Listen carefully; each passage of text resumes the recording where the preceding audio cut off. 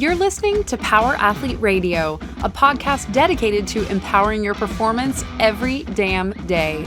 Join former NFL pro and Power Athlete founder John Welborn as he dissects the greatest minds in strength, conditioning, and more. Joining him is everyone's favorite coach and hair model, Chris, aka Tex McQuilkin, Power Athlete's Director of Performance. So whether your goal is to be the hammer, destroy mediocrity, or simply move the dirt, you've come to the right place. Now with the warm-up done, let the gains begin. Power Athlete Nation, welcome to another episode of Power Athlete Radio, the premier podcast in strength and conditioning. We have a special guest in studio today, Dr. Gabrielle Lyon. She's a medical doctor and founder of the Institute for Muscle-Centric Medicine, an innovative medical practice and education entity focused on muscle health and wellness. Thanks so much for having me. Sounds amazing. I got that off your website. Yeah. So do you go by Gabby? No. It's always Gabrielle? That's like a verb. Can you imagine? So chatty. What, Gabby? Yeah, terrible. Really? Oh my God. Do you go by Big G? You go by, like, are there any nicknames in there? G. G Money? Yeah, actually, right. Yeah. I'll go with G Money. People ask me what my astrological sign is, and I usually say dollar. Hey-o. I just want to say that thank God I didn't wear heels. I usually wear heels to an interview, but... Oh, yeah, we had to trek the ranch. Show I'm wearing the cowboy gym and the boots. shop. Yeah, you get to see a little bit of what we do here at Power Athlete. Which is amazing. Yeah, we built, did you take her in the shop? Uh-huh. Oh, you get to see all the crazy shit that we're building? Yeah, amazing. Yeah. And I also did bring workout gear just in case. Oh. Well, open gym. Well, we have been fighting similar battles, and that's the importance of getting this on. So shout out to Sorelli at the Everyday Warrior. Everyday Warrior. He's on a mission, and you're focused on muscle. And we've been battling this for a long time, as long as we've been around, that more muscle is better for you long term. So a lot to unpack and explore here. And one quote I picked up from you, muscle is the organ of longevity. And that's where I want to begin. Yeah, I love it. Before we talk about muscle, I think it's really important to lay the foundation for what is out there right now. Oh, yeah. Everybody talks about obesity. We have an obesity epidemic, and that if we just solve this obesity problem, all our issues are going to go away. But the reality is are we over fat? Yeah, maybe, but actually, are we under muscled? And the concept that muscle is the organ of longevity is that the diseases of obesity and the diseases that ride along with obesity, like diabetes, cardiovascular disease, Alzheimer's disease, that these are actually diseases of skeletal muscle first that begin decades earlier. That is where this concept of muscle-centric medicine came from, really trying to shift the paradigm. And when you think about a paradigm, it's really just a construct for how we're operating, a construct of beliefs that we've put in place that we're going to now execute on. And we've been operating under this construct of obesity. And I believe that that's wrong, and that muscle is the organ of longevity. And if we can interface muscle with health, we can change the trajectory of the way we age. And just in terms of physical appearance. I've never seen anybody not look better by putting on 5 pounds of muscle. And people all the time think, I need to lose some weight. I'm like, if you put on more muscle, you'll just end up looking a hell of a lot better. Because we've worked with clients that have actually dieted down, and then they just look like same bag of shit, just smaller. And I'm like, dude, if you put on muscle, everybody wants to be more jacked and put on more size. Yes, jacked and tan, and it just good looks hair. better. Yeah, yes. All these things. I did a talk for the NSCA on metabolic flexibility.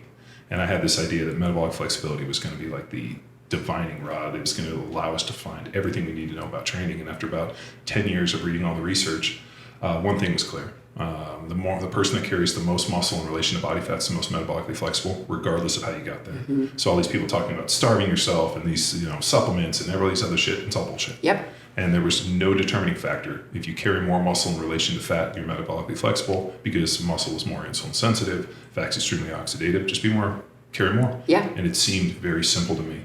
And I don't know why this is like the fact that we're even discussing this. It just feels like a non-starter. I'm like, and when you, but I love what you're saying. And the interesting aspect is that what you're talking about is foundational principles that are largely overlooked. people are talking about how we can fast, how we can take this supplement or that supplement. And listen, can supplementation be helpful? Yes. Nothing is going to be helpful if you don't have the muscle that you need. So, where does it start? And more importantly, I mean, think about the narrative. Like, how did like where did this start from? How are you tackling it? And more importantly, like, I mean, just kicking holes in this. Yeah. Because I'm always constantly looking for patient zero. I'm like, who was the first person that said this? How did we get on this train? And where do we, if we could go back in time, could we kill that person and stop this? I want to go find the guy that first poo-hooed muscle and said, everybody needs to lose fat. I don't know. And I think that would be a great idea to find this person, and we should do that. Because what's happened is in the medical community and also in fitness, we've been constantly focused on obesity. And the issue has become that it's completely disempowering. And by the way, we're fatter than we've ever been. Mm-hmm. We're not healthier, we're fatter. And if we had the correct question and we were looking at the right thing, then we would have solved that problem, right? Because, well, here's the construct that we're working on, that we all need to get less fat. And how we're going to execute off that? Well, maybe we're going to do more cardio. Maybe we're going to starve ourselves. Maybe we're going to do X, Y, and Z. But if that was the way to approach it, we would have fixed it. So it's not the way to approach it. And I think, and there's data to support this, that insulin resistance and these issues with skeletal muscle can begin when you're 18, if not younger. The concept that there is such thing as a healthy, sedentary person doesn't exist. And our society, we are much less physically active. The barometer for which we hold ourselves accountable to has been completely decreased, right?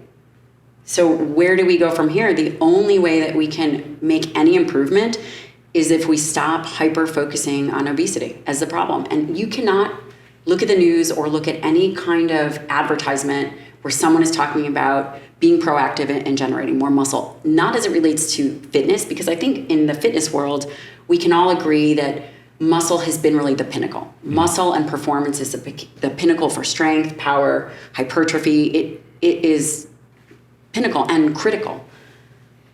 But remove the athlete portion and talk about the rest of the world, they're totally missing the boat.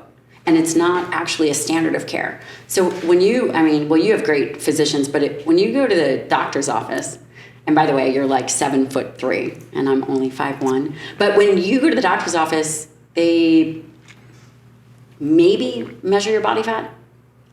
Do they? You're going to find this crazy. I haven't been to a conventional doctor in a really long time.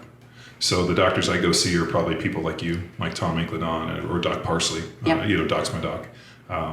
We do a ton of blood work, and everything comes down to, what does it look like? What does your diet look like? What's the training look like?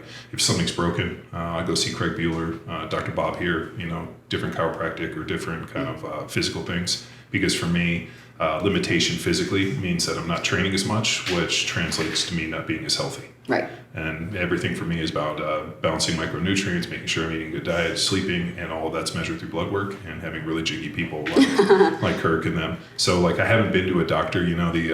My wife's like, hey, at some point you're going to have to probably go get your prostate checked and all that. And I'm like, sure, I got no problem with that. But I don't even know who my general care doctor would be in that way, just because coming from the NFL, where I have a very tumultuous experience with doctors, because they would just straight lie to us. So you go in, talk to a doctor, have an injury, and the doctor would talk to you, you go talk to the team, and then come back and talk to you and just straight lie to your face. So I have a natural distrust of doctors. And then the other problem is I'd run into, and you listen to these doctors who were not healthy in any way, trying to give you nutrition and health advice. Yeah. And I have a real hard time listening to an unhealthy person, like the age-old picture video of the doctor, smoking and being like, you need to get more exercise. It just felt disingenuous to me. And so the other issue we know how broken the standard of care in this country is, where we're just better living through pharmacology. Yeah. And it's like, you don't have to exercise more. You don't have to do this. Just take these pills. And that feels broken to me. And so it's hard to subscribe and pay into a system that is broken for people that aren't really trying to manage your care. They're just trying to make sure that the bars are just stiff enough to where you can't escape the cage. Do what I would consider algorithmic medicine.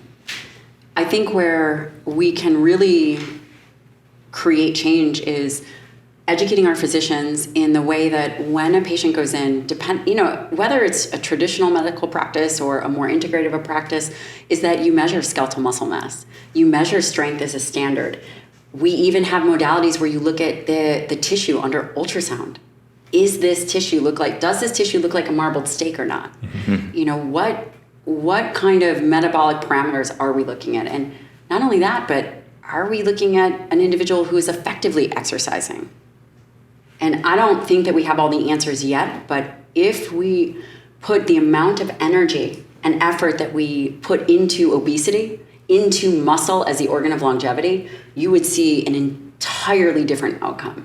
Is that because to build muscle, I mean, we just did a podcast the other day where a guy asked, like, hey, can I gain muscle and lose fat at the same time? 100%. Yeah. If you eat high protein diet and caloric restriction while you're banging heavy weights, it works. We've seen it happen over and over again.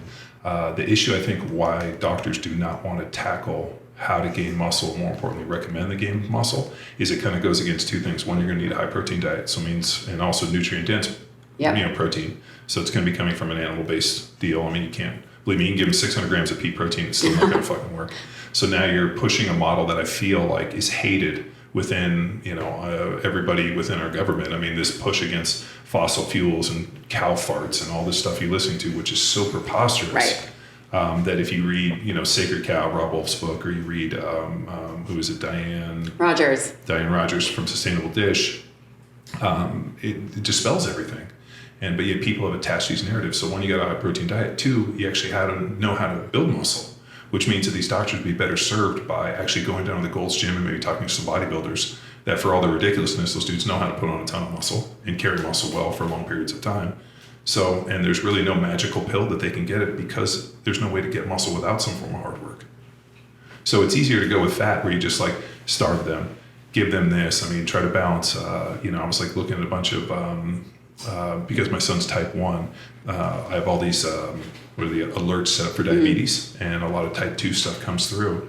The amount of like drugs, injections, peptides, studies that they're doing in terms of trying to manage type 2 with all these different ways, it's amazing. And there's like $1 billion pharmacology associated with it. So I feel like it's easier for those doctors from the chair working with their people. It's easier for them to tackle obesity, and then it pays into a model, which is, like you said, it's failing. Yeah, but it doesn't mean they're still not pushing the drugs.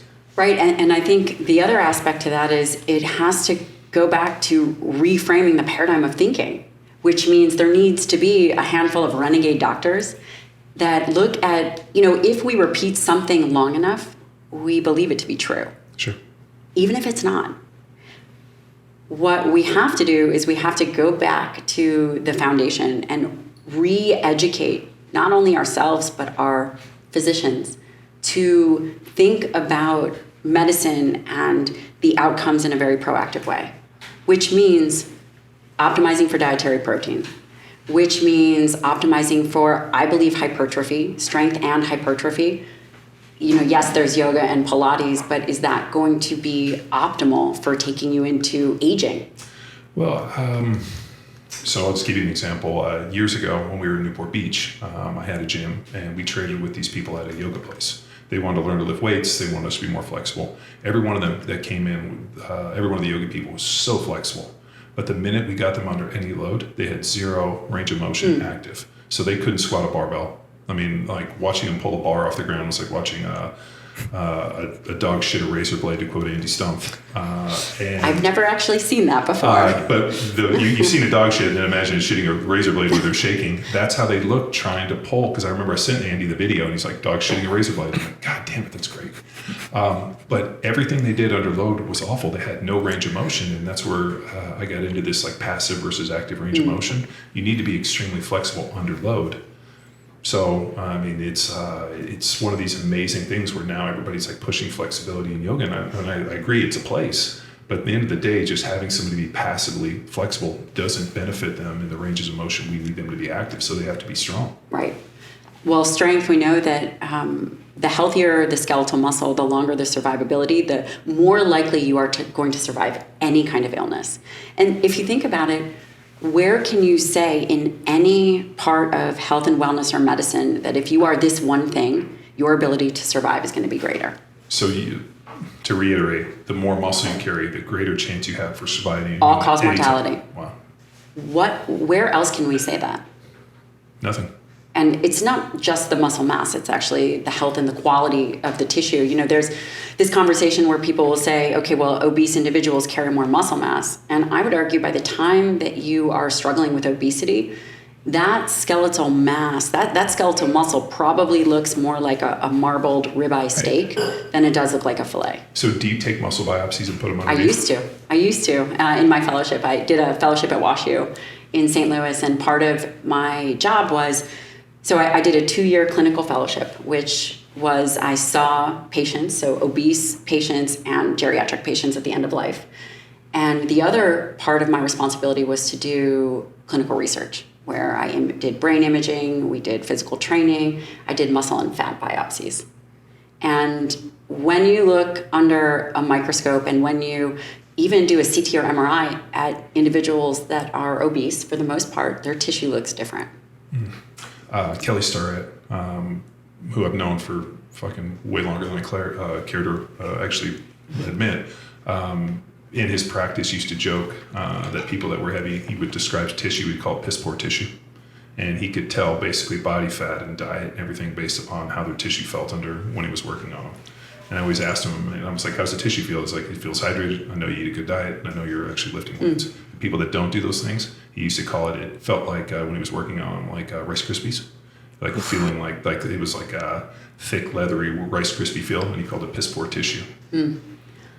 I mean, that sounds although pretty. I really do like Rice Krispies. Don't tell anyone that, but Rice Krispie treats are amazing. But I just thought that was a wild deal that you can basically tell somebody if they're exercising what it looks like from that tissue quality, and all you have to do is ask somebody that does some form of body tissue work, and they'll be like, oh yeah. That's interesting. I actually hadn't thought about that, because where I think we all struggle as a community, at least from my perspective, is we don't have an easy way to assess muscle quality. We can do it through strength. You can do it through a biopsy, which that's not the standard of care. But where I see muscle-centric medicine and this concept of really focusing on muscle going is being actually able, as a routine care parameter, look at the quality of tissue. It doesn't exist yet.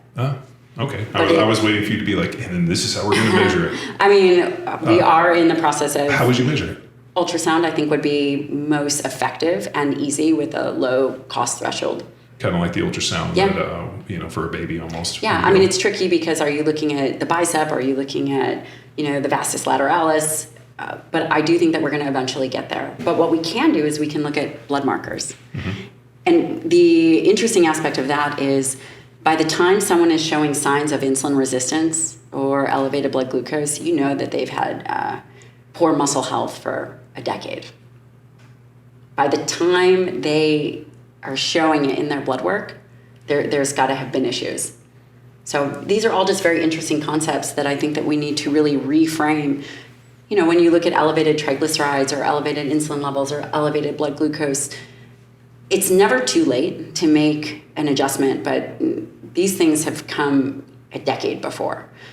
So the next logical thing that you're thinking is, how do we create and maintain healthy muscle tissue, right? Mm-hmm. And that goes back to your statement about dietary protein. You can't build from nothing. And the current recommendation for dietary protein is 0.8 grams per kilogram. Wow, that's pathetic. It's pretty low. 0.8 grams per kilogram. So I bet you're a numbers guy. How much do you weigh? 272 pounds. And if you did 0.8 grams per kilogram, how much protein would that be? Well, let's see. 2.2, so you pretty much cut it in half. That'd be 0.4 grams. I mean, would be 280, be 70 grams, right around 70 grams. You would turn into a wilted flower at 70 grams of protein a day. Yeah, you know what? So years ago, when we used to travel and teach seminars for CrossFit, occasionally I used to people come in with a very serious model of that your body can only digest 20 to 30 grams of protein per pound or per sitting. And I remember being like, I don't even think I would sit down and eat 20 or 30 grams. If I was going to do that, I would just not eat and I'd just stack it on a bigger meal. So, 70 grams, one meal. So that's what the current, if you were to listen to the current model, that's what your recommendation would be. You wouldn't even, that is not going to cover your quad. Well, when did this change? And I think like we were talking about the time machine analogy, but I'm fascinated on like, there was a period before World War I, and I kind of got into this a little bit different in that I got asked to speak on the Army's new ACFT, Army Combat Fitness Test. So we were doing a bunch of work with Fort Bragg with the 18th Airborne Corps, and we're going there and implementing power outside systems for the 18th Airborne. My husband was stationed at Fort Bragg. Yeah. Oh, Fayetteville. So sorry. Sorry to hear. It was on his last post. Yeah. So we spent a lot of time in Fayetteville. Just about the time we were doing this, new ACFT comes out, and I got asked to go speak in DC at NDU on the history of physical fitness tests for the military. So there was like a real interesting thing where World War I, we didn't have to have any physical fitness tests because they were just pulling kids off the farm. They were pretty smart that they made the grenades the size of baseballs, because these kids could all throw baseballs. And that was one of the tests. Can you throw a baseball? And they took those kids, and they were all pretty, stout farm kids that had, grown up on the farm and were pretty resourceful and had a lot of skills. They sent them over, and now in conventional war we have like rotations and there's deployments. When we sent people to war, they didn't come home until we won the war. And if you look at World War I, none of these issues really were much of there weren't really much of an issue with the quality of the soldier. All of a sudden you go to World War II, and 70% of the kids that they drafted were unfit for physical service. Mm-hmm. And so John F. Kennedy, which we have right there, writes The Soft American, which was in Sports Illustrated, voicing all of these problems that we're still dealing with today. That's absolutely right. And I'm so glad that you brought up World War II. Do you know the average weight of a male during that time was about 150 pounds. Yeah. And the average female was about 120 pounds. The soldier that was sent overseas, their protein intake was roughly, if they were injured or if they were in major combat, was 250 grams a day. Wow. That was back then. Yeah. While on the home front, the individuals were encouraged to grow victory gardens. Yeah. Eat more grains, more lower quality food to then send it overseas. Yeah, my dad talked about that they couldn't get butter. So Right. They would give you margarine, which was basically oil, and then they would give you this package of coloring that you would put in to make this margarine. And so my dad, when he passed away, was 80, obviously childhood depression, born in 37. So he talks about this, and he loved butter. And when I always asked him, like, Dad, what's up with this butter? And he's like, until you have to eat what the government gave us with that fucking margarine, you will be so excited to see it every day. And until he was 80 years old, he still was a fan of butter. But isn't that interesting, though? In 1940, they recognized the importance of high-quality protein and animal products, and they rationed it, and they sent it overseas. And what we're actually seeing now is almost the same, I don't want to say the same recommendations, but packaged in a different narrative. Yeah. 80 years later, we're now encouraged to go more plant-based and not eat high-quality animal proteins. For during that time, I don't hang out with those people. I don't need that level of negativity in my life, and so I'm so sorry. I know it's funny, but it's crazy because we live in this little microcosm. Yeah. Where all of our friends don't believe this narrative. Kids functions, you run into those parents. They exist. So one of the kids at so the way we make lunches is I cook. We cook some form of steaks, whatever it is, and then the next morning we cut it up, and that's what my kids eat for lunch. And one of the kids asked my daughter if we were rich because she eats steak every day for lunch, and she's like, "What do you mean?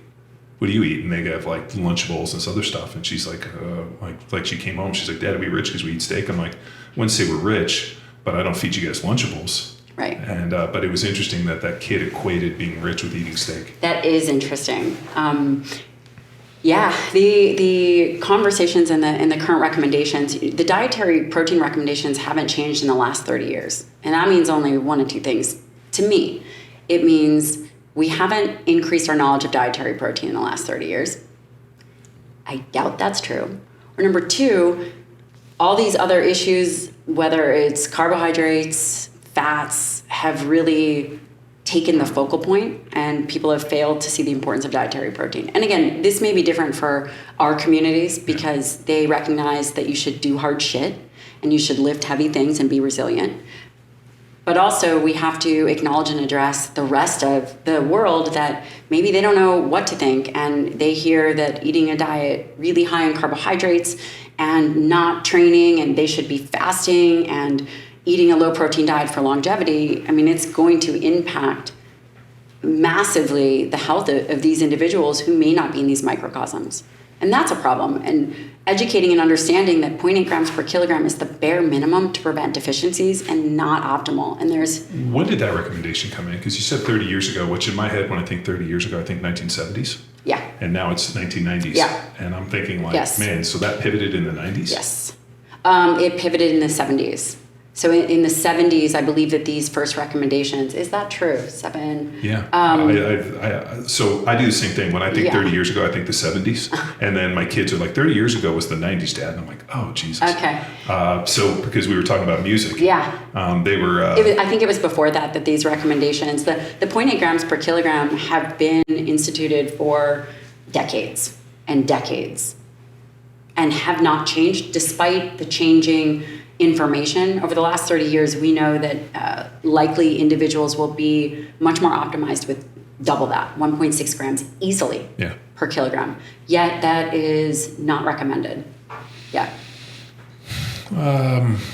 Okay, so I mean, we've all been we know that we're under proteined, and they're catching that narrative everywhere. I mean, it's not just coming from doctors; it's coming from TV shows like The View and all these other things that I would never watch. But when you kind of Google and you see who's making these recommendations. I was invited to an NFL deal about 10 years ago, and the guy who was the Surgeon General at the time, older black dude, I can't remember his name, he got up and gave a talk and was pushing all these narratives and was talking about more carbohydrates. And I just got done hearing Dr. Lustig speak, and actually started hitting him on this stuff. And the dude went from giving a speech to being so angry that I would question anything he had to say.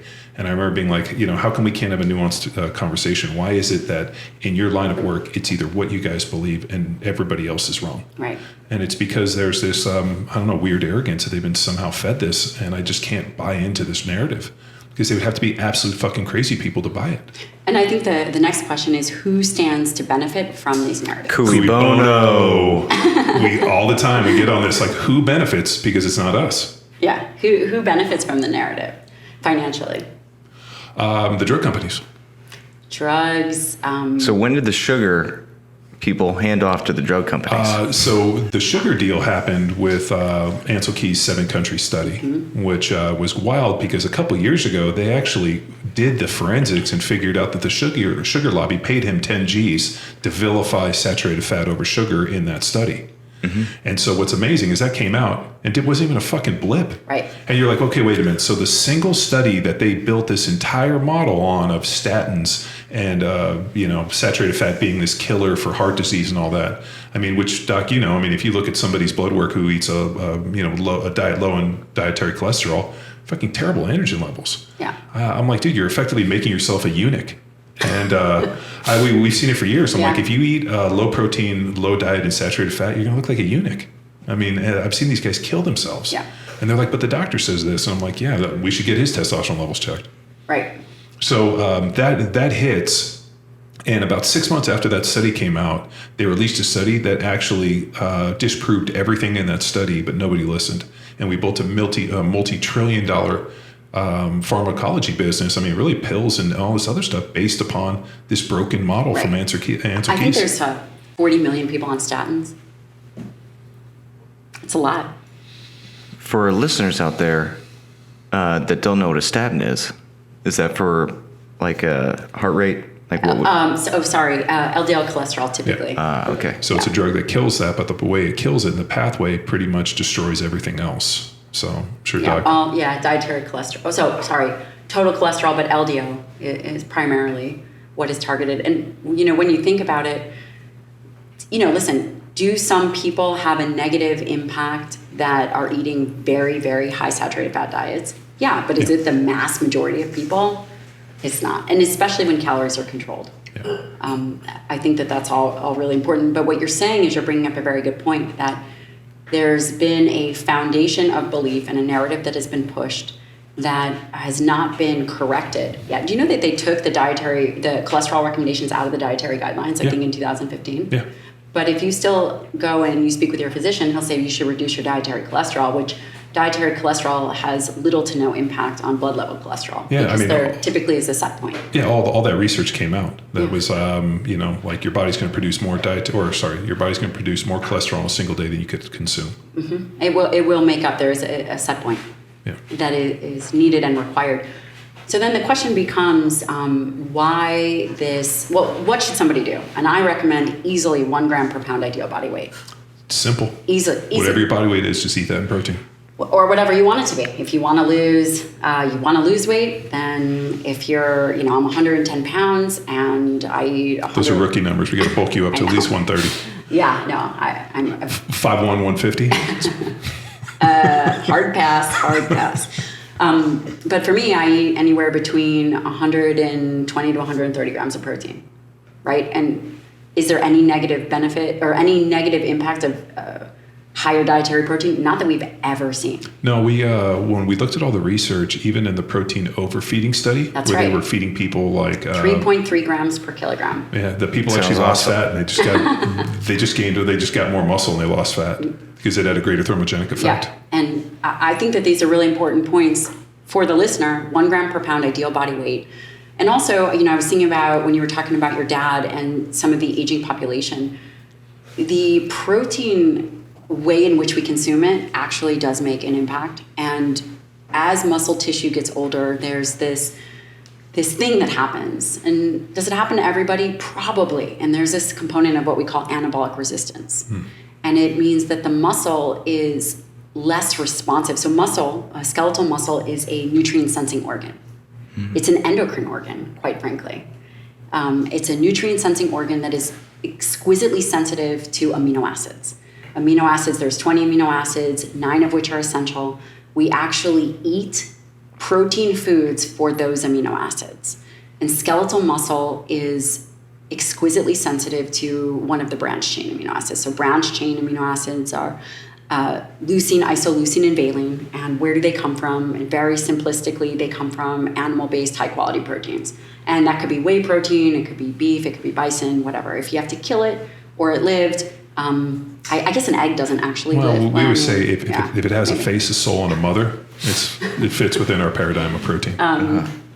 Yeah, and that may be true. And I understand that people have ethical issues with eating animals. But this is an issue too. Like if you look at it, the research is very, very conclusive that if you're trying to eat a diet that's the least impactful in terms of animal cruelty and harming animals, a diet of pasture-raised meat, the one you're recommending, is by far the least blood-soaked diet.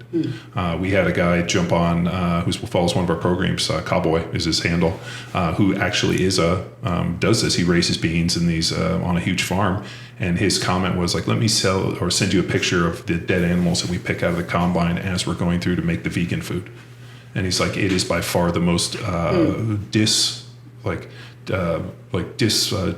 connected diet on the planet for the fact that it's the most blood soaked, and the vegans don't want to buy it. But the research is totally clear that if the ground nesting birds, all the other animals, everything that eats those beans gets killed in the combine, and it's fucking cruel." I saw on social, if you're familiar with the show Yellowstone, Kevin Costner. Yeah.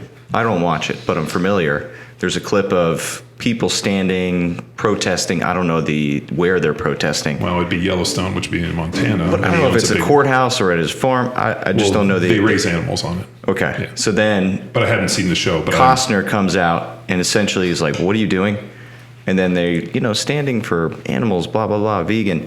And then he's like, "Okay, let me explain to you." And essentially went through that. So now, I don't know. It's a popular show. I posted, there was a guy who was a researcher, and they were trying to figure out what the most ethical diet on the planet was. And it's the one we're recommending. And he gave all the research and went through it. And I posted a picture of it. A bunch of vegans follow me. And it was the most ridiculous attacks, like these personal attacks on things. And I'm like, dude, I'm not making this shit up. Like, this is, if you want to read the book or if you want to, argue with this just because you've bought in on this ideology. And this is where I get real sideways on shit, where people buy into ideology and they abandon humanity. Where you're like, you're subscribing to this thing that allows you to do ugly shit to people. You know, you have these vegans show up like, to protect the animals, we got to murder these people. And you're like, this doesn't make any fucking sense to me. Yeah, I have had the same experience. As you know, on my Instagram, I'm very pro-protein and pro-beef. And I would say it's not for, it's for a multitude of reasons, but I do believe that there needs to be some physicians balancing the narrative that is so deeply soaked in how we should go more plant-based. And you know, I'm a trained geriatrician, which means I've spent more time at the bedside of dying individuals than I care to remember. Yeah. And when you do that and you see the frailty and you see the fall that killed their grandmother, or you see people that can never get out of a walker and go into the hospital because they fell at their grandkids' play and now have pneumonia and die, the conversation about reducing dietary protein is like a joke. It makes no sense. And the youth and the people in middle age that are arguing this, I would love for them to think forward and think about their parents and watching their parents age. And I want to finish this one thought, by the way. What do we need to do to change the way in which we consume dietary protein for an older individual? And that means, actually, it's funny you said 70 grams of protein would be your breakfast or your one meal. And we know that the evidence is pretty clear that consuming a minimum of 30 grams of protein, and probably for an aging individual, you're looking at between 40 and 50 per meal to be able to overcome that anabolic resistance. And could you do it with shakes and adding branched chain amino acids? Yes, but having the high quality protein that's nutrient dense is critical to stimulate that tissue that is now aged. I was going to ask you about the anabolic resistance, because we had Keith Barr on the podcast who was talking about protein, and he referenced the study about the anabolic window. You know, every bro science bodybuilder is like, oh, you got the anabolic window. All that research was done on aged individuals. So for those individuals that did some form of, exercise, that's 30 to 60, 90-minute window was vital, because the insulin sensitivity and their ability to build muscle or potentially be healthy, it was so tracked because of the lack of the amount of anabolic resistance. Whereas for kids that were, he said, like 18-year-old trained individuals, it might be 72 hours. Yeah, it doesn't matter. It doesn't matter. So we were just trying to dispel that myth, but it got me thinking about older people. One thing that we're not doing is promoting strength training and then, some form of high quality protein within a 30 to 60 minute window, because their anabolic window is so short. I think that there's I think that in a 24-hour period of protein consumption is probably at the bottom of the pyramid, right? Everybody needs to think, what is your 24-hour protein consumption? Critical. If you are an athlete, if you are young and healthy, even if you're in your 40s and 50s, are you okay with just making sure that you're getting in that 24-hour protein bolus or protein load? I would say, sure. And people would argue and say that the anabolic window doesn't matter for an aging individual. And I would say that I don't agree with that at all. And I would say that here's where some of the data comes from, is that there's been papers, and I think this guy, it's Cat Stanza. I'll send it to you. Okay. And what they found was that after resistance training, there's increased blood flow. There is increase in nutrient delivery to the muscle. That anabolic threshold, which is really what we're talking about, is muscle protein synthesis, is lowered. Therefore, their tissue can respond like a young tissue if they are getting those amino acids. Well, why? So the anabolic resistance, like, why does it happen? The aging effect, are we talking about hormones, or is it just a genetic thing that as we age, our fucking body's trying to kill us off to depopulate the planet? I think that there are multiple schools of thought on this. In terms of anabolic resistance, there's a belief that that happens just as an individual ages.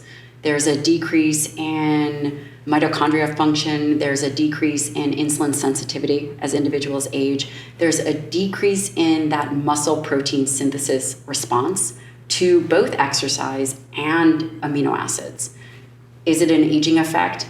Possibly. I think it's also, as individuals age, they train less and in less dynamic ways. They're not doing sprint interval training, which we know is, or at least from what I've seen, that the evidence means that it improves mitochondria, mitophagy, the turning over of new mitochondria. The mitochondria you can clean out old mitochondria, old geriatric mitochondria, and potentially increase the fusion of smaller mitochondria. That there's multiple domains of activity that older individuals seem to do less of. So when years ago, when I retired from the NFL, I got to speak at an event for CrossFit, and they asked me about all these different types of mixed modal training. And I don't know if I hurt people's feelings, but I was like, in all the times that I've trained and all the stupid things I've done, the only two things that never got easy were lifting heavy weights and sprinting.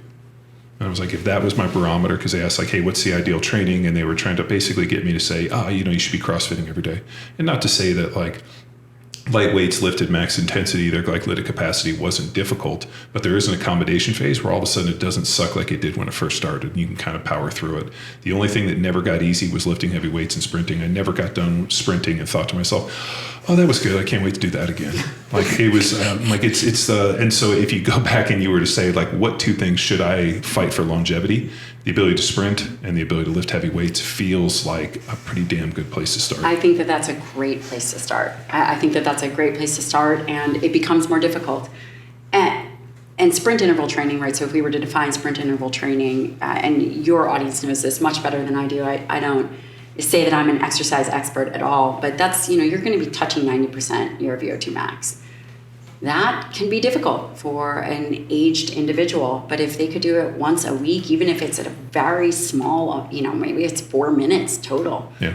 Once a week, once every other week, before they get to that aging point, that kind of geriatric point, an ounce of prevention, man, is critical. Strength also, strength and hypertrophy training for aging, because again, that muscle mass in and of itself, when an individual falls, is critical. Yeah. And also when we think about just overall blood level management, right? So skeletal muscle is a site of glucose disposal. We know that there's issues, again, we talked about in the beginning of the podcast about elevated levels of insulin, elevated levels of blood glucose. When individuals become sarcopenic, which is a decrease in muscle strength and arguably muscle size, then a lot of their blood levels of whether it's triglycerides, whether it's insulin, whether it's glucose, become less desirable. And one way to counteract that is to have high quality, healthy muscle that doesn't look like a marbled steak. So as we age, we lose mitochondrial density. Mm-hmm. We also lose the ability to recruit motor units. Absolutely. So lifting some form of heavy weights and doing something that neurologically recruits a ton of motor units. Mm-hmm. Like we've been, for some of the older people we worked with, EMS devices. Yes. We're excellent for that. Very, very strong believer in EMS devices. Actually, I just started playing. Have you guys heard of the Catalyst suit? Mm-mm. I'll have to connect you. Is that full body one? You guys are going to laugh, but the reality is here's a real issue, right? So they were using it in Europe when I went over there because I was working for Compex and then PowerDot, and in Europe they actually have a model where you go in and put these suits on and you exercise while they fucking zap you. A gym in Bee Cave. Wait, Shut the fuck up, really? I just got one of these suits, and it's amazing because here's what I'm thinking, okay? Right now, when we're young and healthy... Does it have anything to do with you looking like a superhero?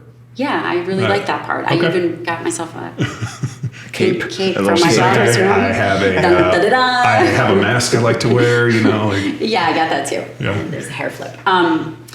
One of the issues that I see... I was going to say, those rings, I keep waiting for them to shoot lasers out. I know. Like, you're lucky. what You are welcome. Dude, if she gets into a fight, I'm not taking that left punch. Look at the size of that thing. I win. But arguably, I'm 110 pounds and 5'1". Loudmouth, but all things, that's totally, yeah. They're just going to be scared of my voice. Are you from New York originally? I'm from Chicago. Oh, from Chicago. Yeah. So, same thing. From Chicago, Yeah. or one of those? From Chicago. All right. Yeah. Okay. Gosh, you guys Sorry. got me We off tend to do track. that. Yeah, I'm It's really okay. shitty about that. EMS suit. Okay, so here... Superheroes. Superhero. Okay. Now, real talk here. You guys are big, large, athletic humans. Thank you so much. You're welcome. You can pay me later. He already slipped me a 5 under the table. The reality is, if we don't course correct, you guys are, like the 1%. Let's be truthful here. You mean we're living in a ranch in the middle of Texas? Yeah. It's a great country. Yeah. Okay. But you know how to train. You've lived a life of physical fitness. The majority of individuals do not have that within them, okay? Then what happens is they get to 40s and 50s, they're put on a statin, they have all kinds of issues. Nothing changes. They go into their 60s, okay? Now we're like, oh, God, you have osteoporosis. You need to lift some weights. Your blood sugar is a total mess. You need to exercise. Completely untrained individual who has been largely sedentary their whole life.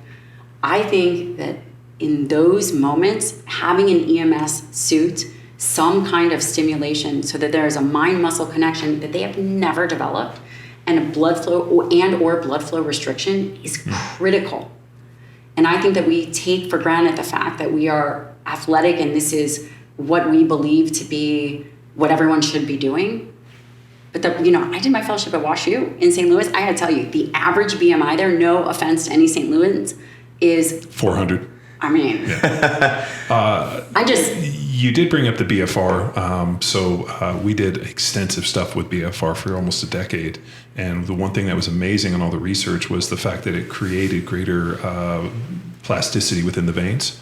And actually, like that piece was so cool, where you could take elderly people that had, I'm going to fucking butcher it, arteriosclerosis, the hardening of the veins, and that by basically pumping it through, it added a greater flexibility and a more, a dynamic venous wall, and basically shattered all that stuff. So just from the fact that they, and I remember the study we did, and we used this on people that had heart attacks, that started doing BFR, actually fixed a ton of their problems that the doctors were trying to use through. And I'm not making any medical advice, but I'm just saying that I'm not. One comment on that, was it the BFR or the fact they started to lift weights?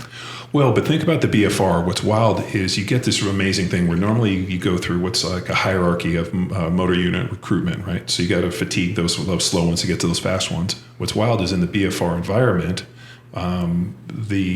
basically it happens at the same time. So they could activate those high threshold motor units easily with much lighter weights. So, for individuals, it had these just amazing effects. Is this EMS suit, does that include like a BFR cuff? No. It doesn't. I think we're on to We something. did that. No, well, we did that. You remember we were doing EMS with BFR? You guys are trying and shock therapy. I'm pretty sure we gave ourselves rhabdo. The only issue is because I played in the NFL and I'd probably given myself so much rhabdo, it was probably like a seal having a shot. It's like fucking throwing like a drop of water into the sea, seeing as you're... Give me another one. Yeah. You're at Chickies, which... You've been to Chickies? So, last time we were there, I got terrible food poisoning. So what is Chickies? Chickies, a bar in Virginia Beach that all the SEALs go to. So when we were there... then I definitely have not been there. So who would want to hang out with those guys? Yeah, a bunch of bad baseball hats and shitty tattoos. And flannel shirts. And cut off cargo shorts. Big and trucks. flip-flops. Yeah, and flip-flops. And by the way, I'm married to a SEAL, so and the funny thing is I would say that and I'd be like, oh, we're going to offend people, but no, I'm not offending them. We're good.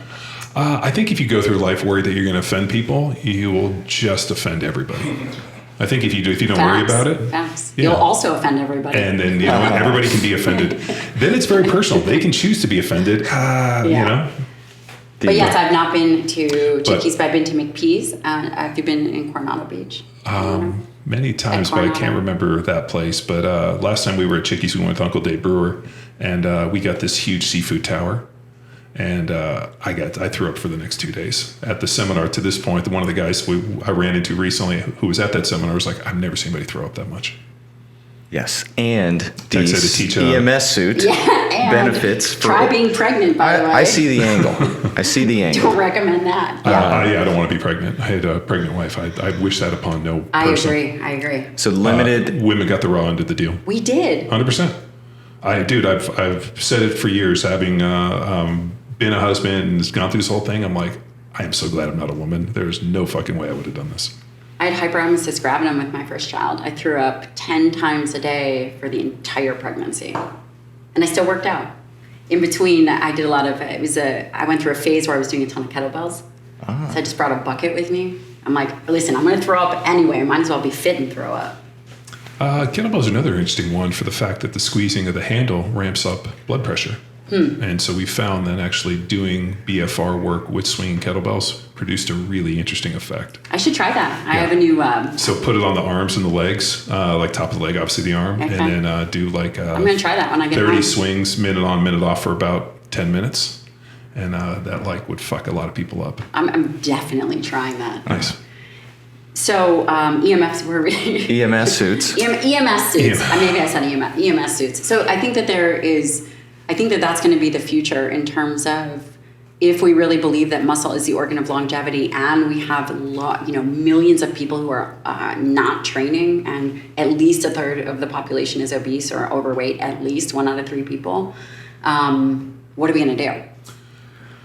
Well, I think what we have to do is we have to start with some parameters, right? Like, I think people need a target to hit. So if you were going to say to somebody, like we've already said that, like, like we use body fat, right? But people don't realize that body fat is just a percentage of muscle in relation to fat. So if you want to drop your body fat, it's actually, I would say, more beneficial to gain 5 pounds of muscle than it is to lose 5 or 10 pounds of fat, because it changes everything. Yep. So what's the target for individuals? I think you have to put something together. Like if you're 22 years old and 6 foot tall, is there a certain amount of muscle they need to carry?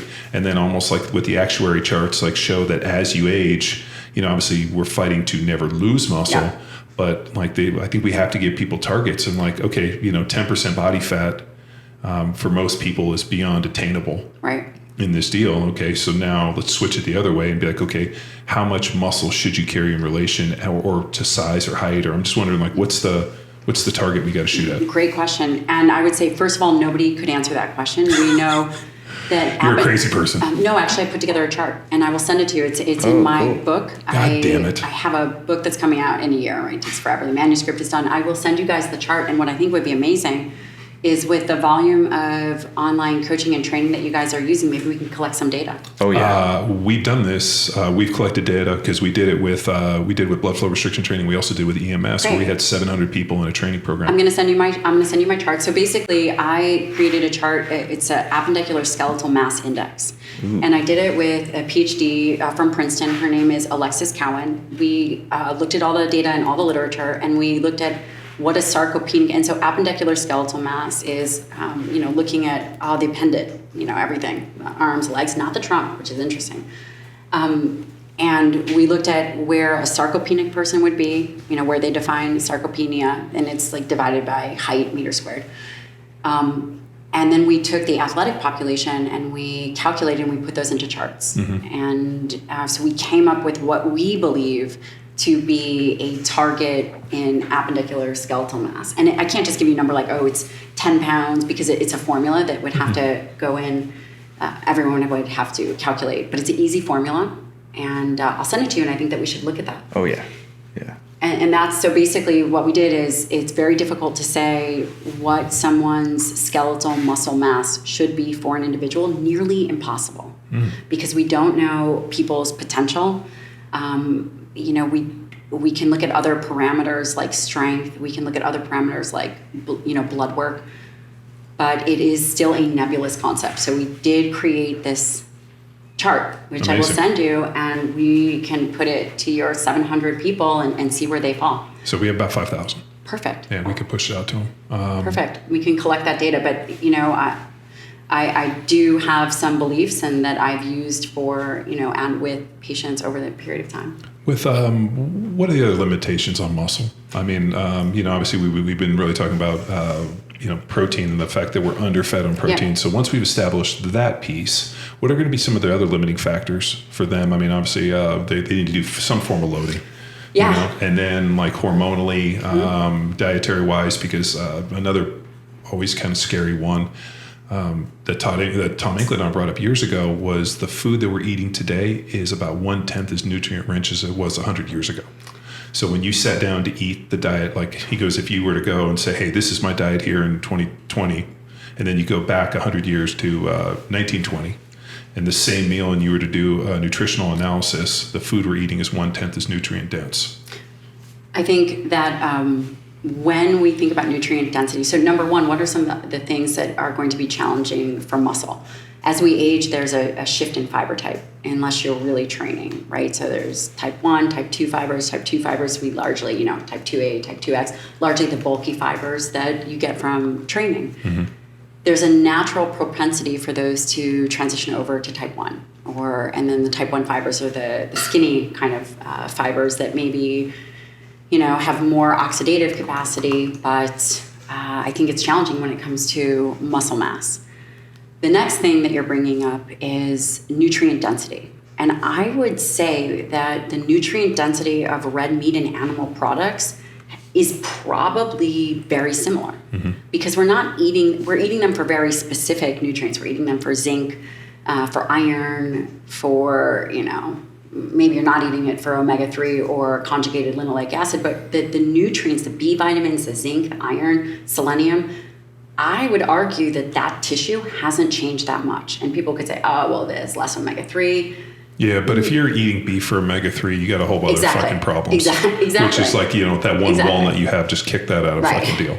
Creatine, I don't think that the nutrient density of that tissue has changed much. That's exactly what he said, that because of the quality of the grass. And then we had another person that you should get on the podcast, a guy named Peter Ballerstedt, who's the world's foremost leading forage agronomist. It means he travels the world looking for the most nutrient-dense grass on the planet and then bringing those seeds to farmers for their rudiments. Did I fuck that one up? Rudiments? Well, you just fucked up the part where you asked, did I fuck that up? Yeah, because I fuck it up all the time. And then what they'll do is they feed they'll get them to grow. Shit. Now I'm Ruminants. I always throw an X. Now you said it. I have this rule where you never correct the I asked. John's got a rule, always correct it. Yeah, I have a deal. If you fuck up, because my brain works real fast and I'll mess up and I'll be like, and then in my head I'll be like, I think I threw an extra vowel in there. But so Peter, what he would do is they would travel the world looking for the most nutrient-dense grass. And my question is, how do you know it's the most nutrient-dense grass? He's like, we bring it back, we grow it, we feed the animals, and then we slaughter them. And then we compare nutrient density of the meat compared to other stuff. And the problem is that the animals that they're slaughtering today are not nearly as nutrient dense as they were X amount of years ago, because the quality of the grass, so much so that he's traveling the world looking for the most nutrient dense grass and then trying to give the seeds to create a more nutrient dense set of animals. But the question would be, what nutrients are not? Where is the density lacking? That I'd have to go back to the podcast. And what percentage is it really different? So, is it from, there was I remember looking at some of the literature where people were saying, oh, grass-fed, and by the way, most cattle spend 2/3 of its land on, whether it's... You can't raise them at feedlots. Exactly. They have to roam. I'm never used to such an educated, people are so into doing this podcast for a long time, and we've had some amazing people on. And I also, one of my best friends is Rob Wolf. I love Rob. Yeah. So like Doc, Parsley, Rob, myself, like there's we've been in this fight for a long time. Rob is a very good friend of mine, and he's he's such a generous human. Yeah, he's the best. Yeah, I would agree. I love that little nerd. But yeah, I've known them forever. And, you were saying the grass-fed compared to... Okay, so I was looking at one of these papers, because when things come out, again, we can't blindly accept truth. And even if everybody is talking about it, just because everyone's talking about it doesn't mean it's right. So I looked at one of these studies that was looking at conjugated linoleic acid, and the headlines were, grass-fed has 80% more conjugated linoleic acid. And I remember looking at the nutrition analysis, and I think it went from something like 3 grams of CLA to 0.8. So something so minuscule even to begin with. Yeah, but they got you with the headline. 80%? Yeah. But it was... So the question would be, is the nutrient density really different? Because the protein quality is not. The iron, the zinc, selenium, if you're eating enough of it... I think that's what, at least when he talked about it, was that those numbers were lower. And then the other thing that was scary is, based on the quality of the soil, we have only about 10 harvests left. And I think I might have got that from Diane Rogers. The idea that we have about 10 cycles of harvest left, because we've effectively stripped the nutrients from all of the soil. Well, Ballerstedt co-signed what she's saying, in that if we're going to go to the supermarket and purchase the grass-fed or the grain-fed, bang for your buck. Well, his whole thing was, because the reason we had him on was we had a guy ask, like, is it possible to eat like a high-protein diet? I think it was like on $8 a day, or like on on a budget, and we went to the supermarket and we figured out that it was like beef tongue, organ meats, and we kind of skimmed this thing where you could eat like 300 grams of protein for under $10 a day. The problem is you're just not going to get all muscle cuts. And then we had Peter Bauerstedt come on talking about like, okay, what's the best way to get it? And his whole deal was it's not whether or not you're eating grass-fed meat or grain-fed, whatever it is. Are you eating meat? Once you have that discussion, now you can go nuance. Like, what do you like? Can you go down and get it at your farmer's market? Like, what's available to you? You know, if you don't have a farmer's market and you're not, wandering with, hundreds of dollars in your pockets, you can go to Costco, you can go to these things, and you can buy it at a reduced rate in bulk and still meet your protein needs. Yeah. For the book, we looked at leucine content of foods, and actually liver, shockingly, had a high leucine content. It was nearly the same as muscle. And I think it was Matt Lalonde was the one that years ago when we were talking about organ meats, he's like, don't cook liver. Because gross. I struggle to even eat liver. Did you eat liver? Oh, yeah. I actually am the only person in the history of mankind to get vitamin A toxicity from consuming too much liver. So this is where the Liver King's full of shit. Because Tex, how much liver are you eating a week? 4 to 8 ounces. 4 to 8 ounces a week. We had somebody on the podcast. Who was on the podcast? What? Keep going. No, but was it Zoom or was it in person? It was on Zoom, but we had somebody. That's why I doesn't remember. Muscle Maven. Yeah, Muscle Maven. So we were talking Ashley about. Ben Houghton. Yeah, I love Ashley. We were talking about it. So Chris, I think, misheard the recommendations, which is maybe like 3 to 4 ounces a month. And so he was eating about 3 to 4 ounces a week. This was purely a financial decision because liver is cheap. So $4 a week I was consuming. So he's killing the liver. We, the guys from Longevity, through Thorne come in and they did a dietary analysis. We did a bunch of like gut blood work stuff.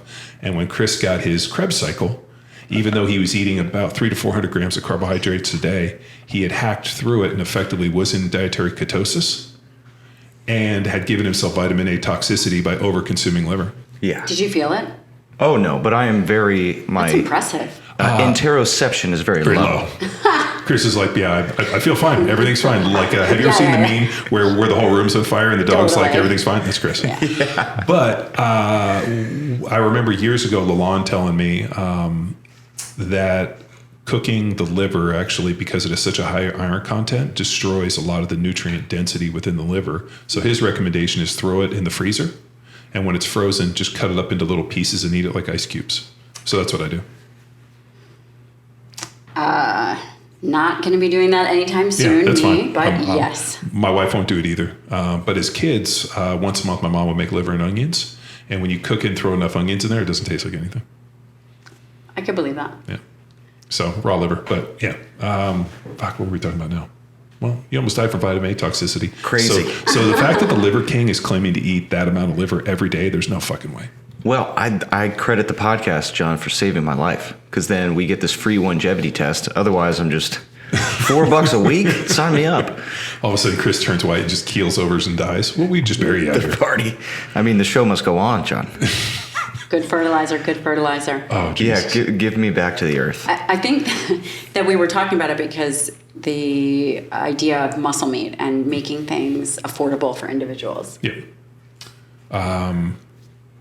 What else? Well, on that note, not all proteins are created equal, and I think this is an excellent point. Are you serious? Because there's a big wave of the pea proteins. And talk about cui bono and all these documentaries that are coming out. It didn't come out. I mean, Game Changers, which we spent way too much time curb stomping, but where they were pushing this pea protein initiative. Oh, because the producer James and Cameron CEO had just invested like 140 million in a pea production company, right? Yeah. And a few professional athletes. Yeah, Chris Paul. We're all investors in it. So you take James Cameron, I made Titanic, I can crush this motherfucker. Yeah. That, we think about what are the things that are going to do a lot of damage for decades to come. That movie is one of them. It's going to be something that we are going to have to undo and deal with for decades. The other aspect of the pea protein conversation is it doesn't exist in nature, and we have no idea what the long-term ramifications or the unintended consequences of a pea isolate has the potential to do. It's not that pea has estrogen, but it does have estrogen-like activity. And while it has protein, right, because of its an isolate nature, there are other bioactive ingredients in that we don't have data on, and we have no idea with the amount of consumption what that's going to look like. And also the amount of GI distress that I got from eating it. So we got some pea protein to try it, and I looked at that stuff and thought I was going to have, my stomach was going to explode. I've never in my life had that bad GI stress from something. Like to the point where people are like, what do you think about pea protein? I'm like, I can't even look at it. If you can't tolerate a whey protein and you really are against animal proteins, could you do a rice pea blend? Yes. Should that be your primary source of protein? I think that it's risky. Yeah. I think it's risky over a period of time. The bodybuilder dudes that were in Game Changers, that were all carrying a ton of muscle. If you go back and look, they were consuming 1,000 grams of protein a day from different, vitamin sources, and were also taking copious amounts of steroids. And also, 1 out of 5 vegans go bad. I mean, I think that only 1 out of 5. I don't remember. First of all, do you know how hard it is to get up every morning knowing that you're not going to fucking eat a steak? Like I was Joe Rogan posted reposted something recently where it was, we've never found any cave drawings of salads. It's true. That's very funny. A lot of people sent me that. Yeah, it's hysterical. It's true. If you look at every one of these cave drawings, it's always them hunting these big animals. And there's fire in this. I mean, the most basic things. It's true. I mean, can you imagine getting up and being like, I just get salad and fucking hummus today? Like, there's no way. I'm not getting out of bed. Yeah. So highlighting the caves and there's lack of salad drawings is one way to argue, but how else can we empower our listeners who their family members watch this or see the narratives? How can we empower them to say, hey, no, avoid it, eat meat? Well, if they are going plant-based or vegan for health concerns, I would say that there's no evidence to support that a well-balanced, high-protein diet with fruits and vegetables, the vegan diet isn't going to be better than that. Well, what about the evidence doesn't support that? No, and anybody that says it does is a crazy person. But what's amazing about this world is that everybody likes living out on the fucking rails. So then you go the exact opposite way, and then you're getting the Paul Saladinos of the world that are like, all vegetables are bullshit, and they're fucking toxic and killing you, which I fight as much war on that as we do on the other side, where all of a sudden, well, this guy's saying that I should never eat vegetables, and I'm like, I don't believe there's any research to support any of his deals. And if you're looking for a greater bioavailability, just heat them up and cook them a little bit, which has always been our recommendation. That if you cook vegetables, especially cruciferous vegetables, like if you cook them, they become more bioavailable and you can digest them. I just don't know if there's ever a point where you just get rid of everything and just stick within. Because when I did the talk on metabolic flexibility, the person that can eat the most diverse diet tends to be the healthiest individual. I would agree with that. And I think that we're starting to see that in microbiome research. On my podcast, actually, I just recently had the head of Cedars Sinai Institute, the Microbiome Institute. Oh, wow. Her name is Suzanne Devkota. She's amazing. She's seeing a reduction in the gut biome by people with these elimination diets. So one of the things that we talked about on the podcast is that those that eat a diverse diet with fruits and vegetables and fermented food and proteins do the best, look the best. Yeah, I mean the one, which isn't rocket science, right? Well, one of those key factors is if you could, and you hear who was it? Jordan Peterson's daughter, super autoimmune issues, went on and became carnivore and fixed her problems. And I'm always like, great, she had a sickness, she used it as a tool, but if you're so metabolically broken that you can only absorb and digest one macronutrient, let's say just protein, what's the gut biodiversity and really how healthy are you? Because we know the healthiest individuals are the ones that can eat the greatest diversity of diet. I think that there's a lot of merit to that. And also we were not designed to eat the same foods all year round. I mean, maybe we were, but I don't believe that we were. I think that I couldn't agree more. There's probably more benefit to eating what is in season. And in the winter months, maybe you're eating mostly meat and mostly carnivore-esque or whatever is available.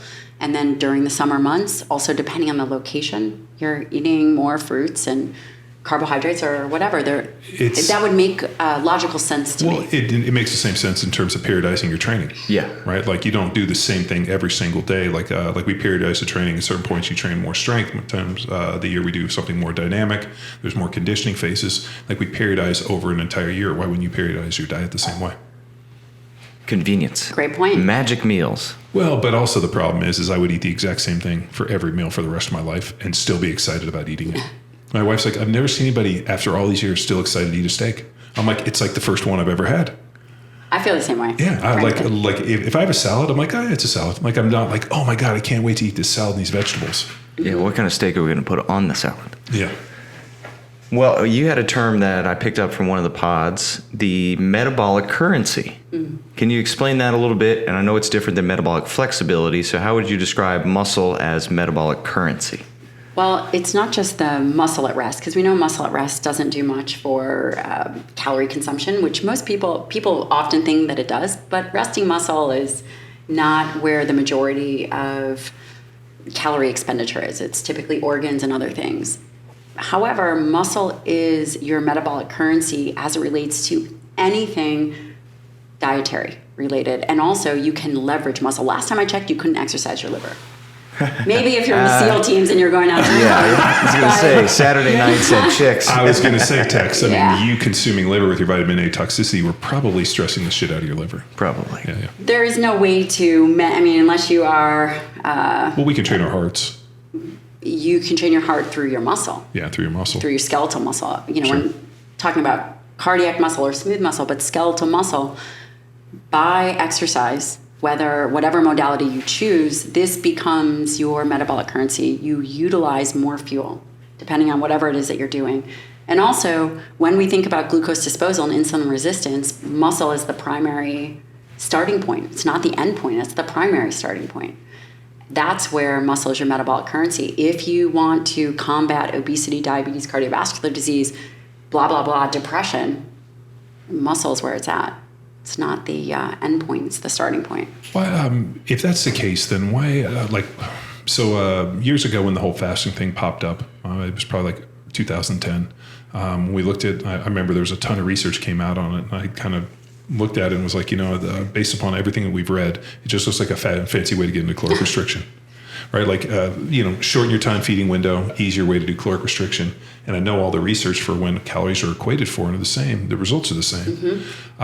And then all of a sudden it went away, and now it's come back like. Isn't that interesting to see the gangbusters? Oh my God, Fitness is cyclical, dude. It is, and if you're around long enough, you see it. But I felt like we beat it back, and now all of a sudden, everywhere I go, it's like everything's like this fasting, and I'm like, like there's never a situation where the body actually works in benefit when it's underfed. So, the idea of purposely putting yourself into a fed deal, and people ask me, well, would you fast? I'm like, I don't eat. I just eat dinner on Sunday, but that's just more because I just don't feel like eating. And perhaps a better way to do calorie restriction may be exercise. Yeah. More effectively. Yeah, like once you go lift some weights and do exercise, which if we know for also the brain and everything else, it works dramatically better than fasting. And I know they had a bunch of interesting fasting studies on brain mass and on great brain space, and exercise was much more beneficial than starving yourself. One of the reasons why exercise, this is interesting. This is the concept that muscle is an endocrine organ, and when you train it, whether it's resistance training or aerobic activity, when you are engaging full muscle, large muscle contractions, muscles release interleukin 6, muscles release these myokines, irisin, which they believe it also releases BDNF. But it's not that the BDNF released from muscle actually crosses over the blood-brain barrier. It's the other myokine, specifically irisin and another myokine that actually stimulates the BDNF in the brain from exercise. Muscle is an endocrine organ that when you contract it, it interfaces with the immune system. It is more effective than any kind of medication that we could ever give based on the complexity and the robustness and its influence on the body's homeostatic mechanisms. What's the minimal effective dose? Great question. Do we know? We know that people should be doing something every day.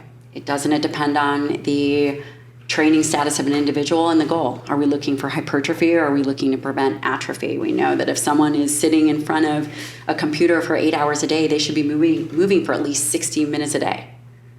But again, is that optimal, or is that going to be just enough to keep insulin sensitivity for a period of time at bay? I think that people should be doing one session of pretty intense training, whether it's, getting to that sprint interval training, whether it's once, and I'm not doing it once a week, I'm doing it maybe once every 2 weeks. So just being transparent there, but also. Well, you also got 2 kids and a doctor, and you're traveling doing podcasts. 2 little children and a husband finishing medical school. Very little children. But here's the thing, and two, I always call this like a Jack mom syndrome, because my wife has this. Like, just from picking up the kids, like the amount, like that's why the moms all get jacked arms. Like, my wife's way more shredded than anybody I know. For the mere fact that like 100 miles an hour trying to manage those kids, you got to be in good shape. Yeah, got one kid on your shoulder. Oh my God, and you're dragging them everywhere. Oh yeah. I wasn't kidding. The day that they get out of diapers and you don't have strollers, it's like reclaiming your life, because you can just take them by the hand and be like, let's fucking go. Yeah, no, we don't have any of that. We've got the diaper and the stroller, 3-year-old, 18-month-old. And you're like, how in the world does something this little need this much crap? I have no idea. My mind is blown. Yep.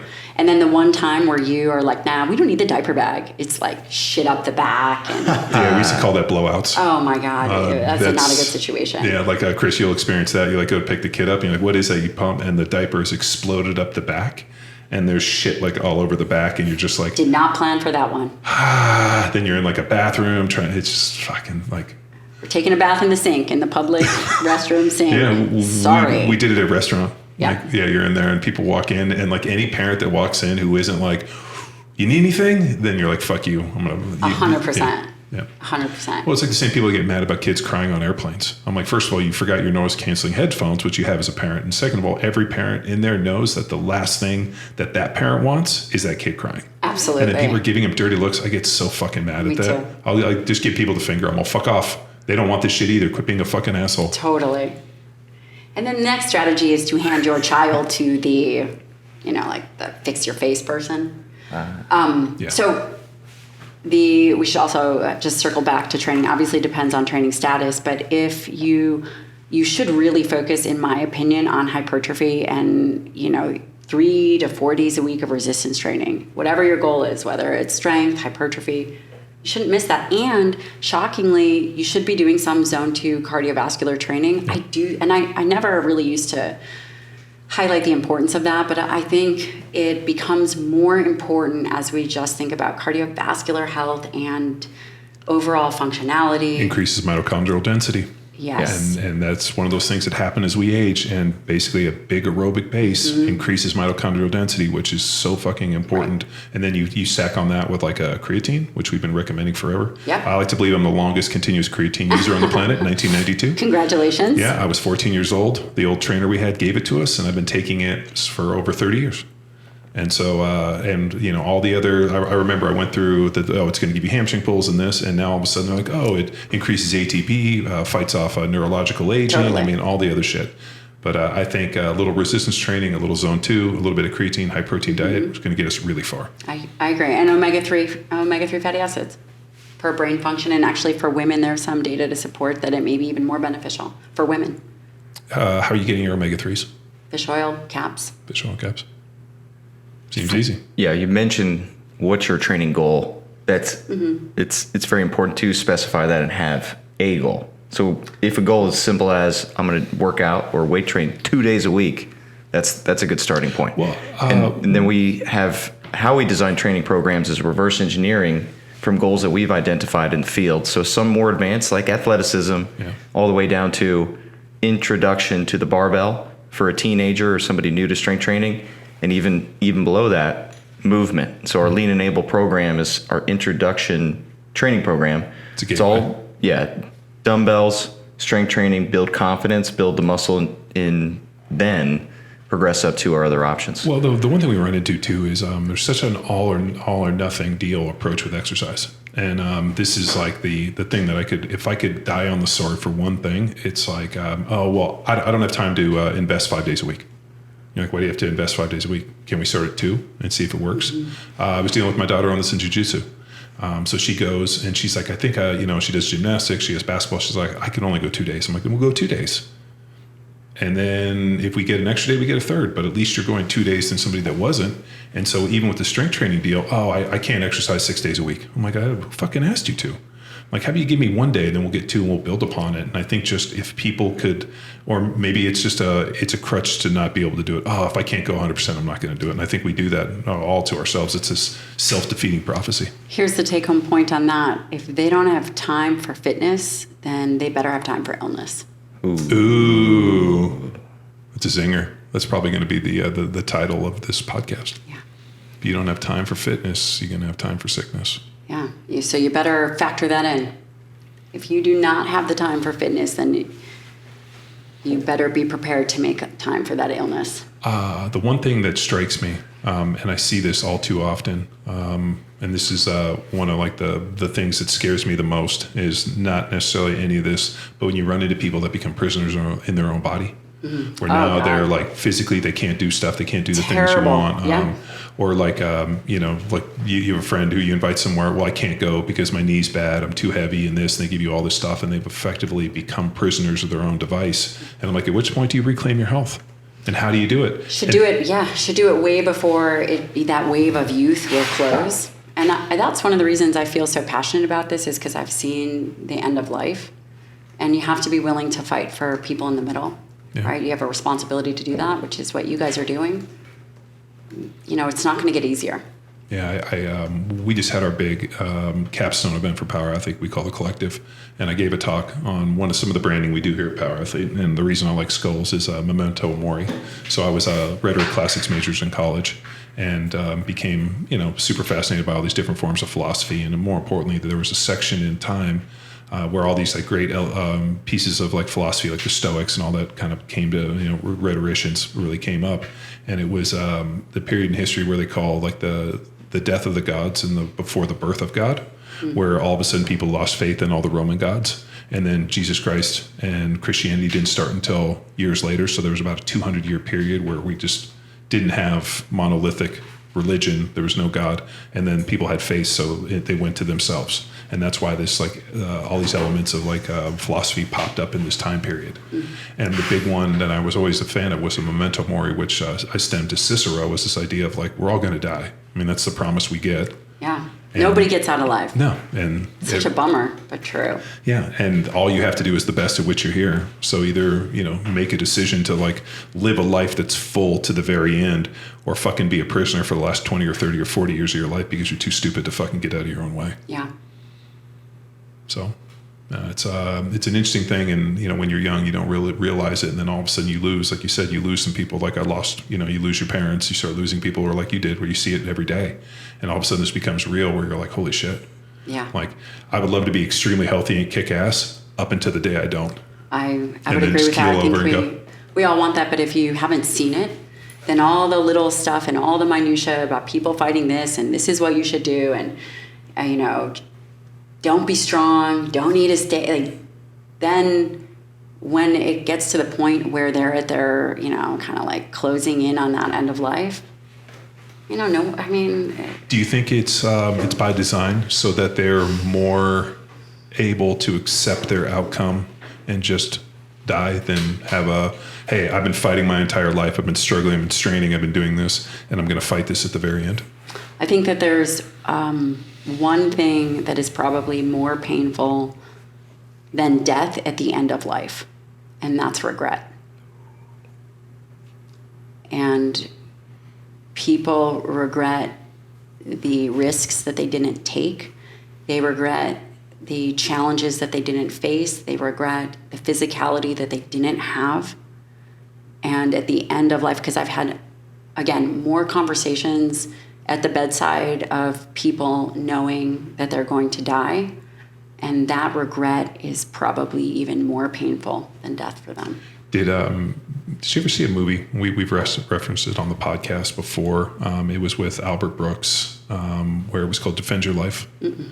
So it was a movie in the 80s, and basically you die, and then you go to this place called Disneyland, which is purgatory, and then you go sit with Peter.